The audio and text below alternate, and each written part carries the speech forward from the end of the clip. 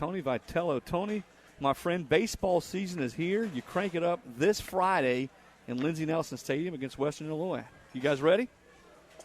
Yeah, as soon as the snow stopped yesterday, it meant the start of college baseball season. So here we are and ready to go and fortunate enough to start at home. You know, Tony, every season, I don't care what sport it is, stands on its own. I've been doing this long enough to know that. But I just wonder from your perspective, the momentum that you guys generated as a program last year to get back to the NCAA tournament for the first time since 2005, to win 40 games, the momentum we've seen on the recruiting trail, how much has that been obvious that you guys have been preparing and getting ready for the start of this season? Well, I think it matters with any program in any sport. Belief is such a huge word in any athletic competition. And so it helps if you've been there. You can call it experience if you want. And then it helps if, you're a part of something that expects to be there and has a track record of doing so. It just carries a lot of weight. But at the same time, each season and each team, again, any sport is mutually exclusive from the other. So we kind of know the story that was written by last year's team, but we don't really know what all is entailing for this team. Tony, Chris just brought it up, and you did too, the belief system. When you can start to see that tide turn a little bit, how gratifying is that as a head coach who's taken over a program that had not had a whole lot of success in the last decade on the baseball diamond, to see the kids start to believe, to see results start to show up, and really, where does that kind of start to fester itself at? Well, the first thing that comes to mind is you get a chance to take a deep breath, and you can ask Coach Pruitt that. I'm sure he'd feel that way about halfway through the season, because it's such an important step, as you mentioned. And then the other thing is it's not under your control. Your coaching staff can instill and preach and give examples and all those things, but it's really got to be everybody in the building. And you see that when there's a new NFL coach or a new coach hired by the Cubs or whoever it might be, they start to try and change the culture to what they think is best, and then everyone either jumps on board or they don't. And it's not going to work unless a massive percentage or a very high percentage of the people are on board and do believe. Tony, it's Chris again. I've yet to see a baseball team equipped to go deep into the postseason that wasn't good and deep in its pitching staff. What do you like best about your staff as you guys get ready to start this season? Well, I like the fact that Coach Anderson's coaching them, and I like our catching. And so I'm just going based off of experience. When I started coaching the pitchers, I was very inexperienced, and so I copied Frank's kind of system or way he went about it, and now I'm fortunate enough to stand next to him in the dugout, and he's as good as anyone if you ask me. And then, two, being a former position player, I put a lot of pressure on those catchers because they're the ones that touch the ball every pitch of the game. The pitchers kind of cycle in and out. So I think we're very strong there. But the point you're getting at is we've got a lot of depth. There now has kind of been a tradition started really over the last 2 years of, our guys throw strikes. We've got good arms. There's going to be some guys that move on to pro ball. And so there's a little lineage there. And, again, now guys that are part of our staff kind of believe in themselves a little bit more because they know it's a tough group to be a part of, and they know it's going to be a pretty good group every year. You got some new faces this year, in particular some guys coming in from JUCO. What have you liked from those guys that you've seen in the fall and here in the February months as you get ready for the season? Yeah, I would go a tale of two semesters.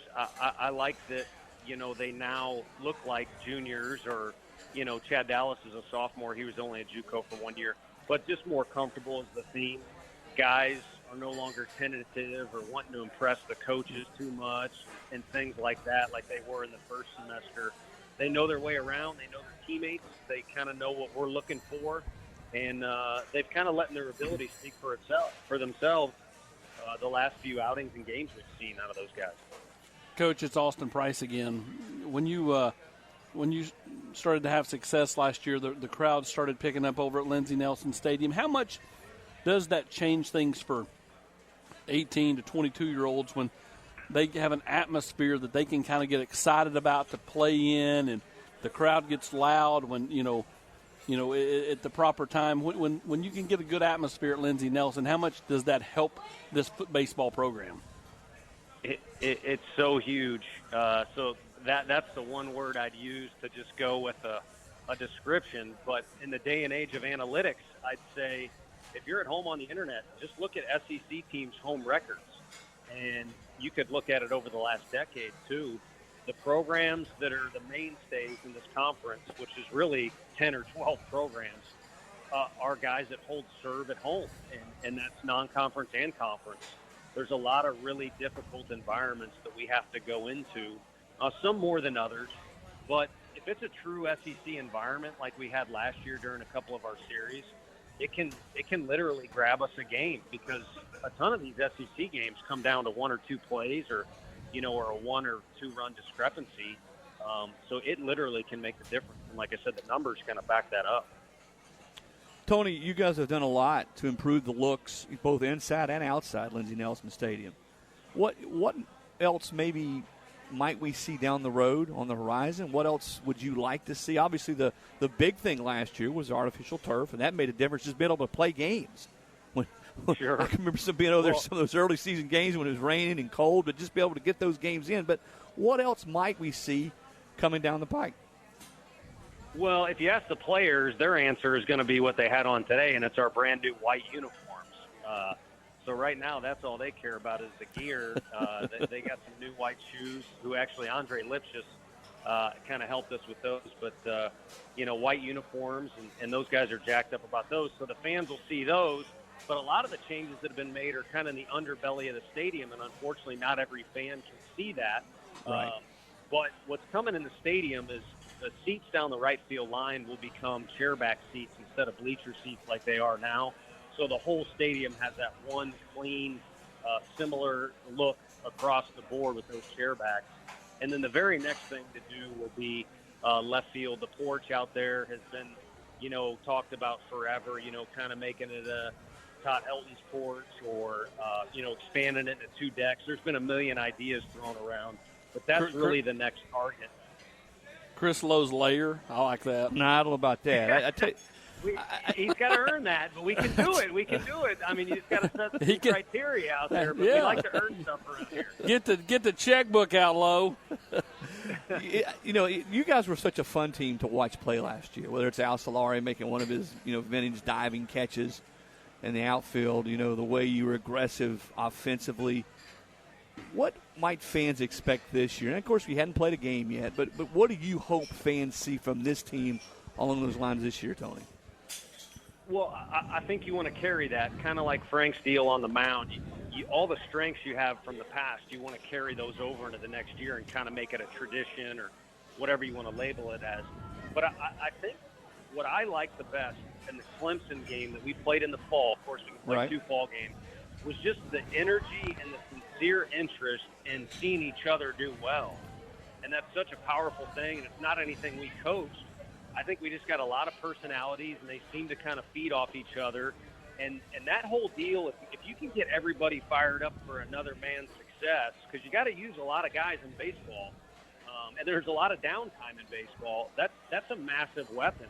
And they showed that we had that in that instance. Now, can we keep it for 56 games is the challenge I've laid out to them. Well, and I had a chance to be there for the first pitch banquet, and there is to be there and feel the momentum, the energy around the program. I really thought it was so cool, Tony, the way you guys brought so many former players back, VFLs, and the round table that John Wilkerson did such a masterful job of leading and telling the stories. But the stories of what Tennessee meant to them, their experience at Tennessee, and that to me, when you start talking about great programs and building a program, that's what all those programs have in common. No question, and you can see of those 4 guys how they're kind of bonded together for life because of, the times they had here. And, you'd like to raise a national championship trophy. Nobody more than me in that case, but, you got to have some other stuff, too, that goes good for you, and kind of that bond goes on forever. But there's got to be work into that. You got to have some success for the bonds to be there, and you got to have some good people and good personalities, and they had it back in the day. And really, there's been a lot of good people involved in this program since then. It's just putting together that formula to win, the magic amount of games that, makes it a memorable season. Well, I know you look forward to seeing the fans out there. You guys crank it up Friday, Saturday, and Sunday next week against Western Illinois at Lindsey Nelson Stadium. Then Charlotte in town on Tuesday. Then you're off the Round Rock Classic. My only request for you, Tony, is I want you to order about, 71, 70-degree temperatures on that Friday for those Friday, Saturday, and Sunday games, and we look forward to that, okay? And half-price hot dogs. I think I'm going to epically fail on Friday, probably because I don't have a Valentine. But Saturday and Sunday look good, and Sunday the kids get to run the bases. So let's do it on the weekend. Let's do it. Listen, man, we really appreciate you spending some time with us on the Nation. Let's do it again down the road. Good luck to you, Tony. Look forward to being out there at the ballpark and watching this version of the Vols play this coming season. Let us know when we're doing the ribbon cutting for Chris Lowe's layer out there off the right field line, okay? You put it out there, so we're going to have a day where something goes down out there. We appreciate you guys. Chris Lowe throws up the first pitch. I like it. Boom. Thank you, Done. Tony. Appreciate it, man.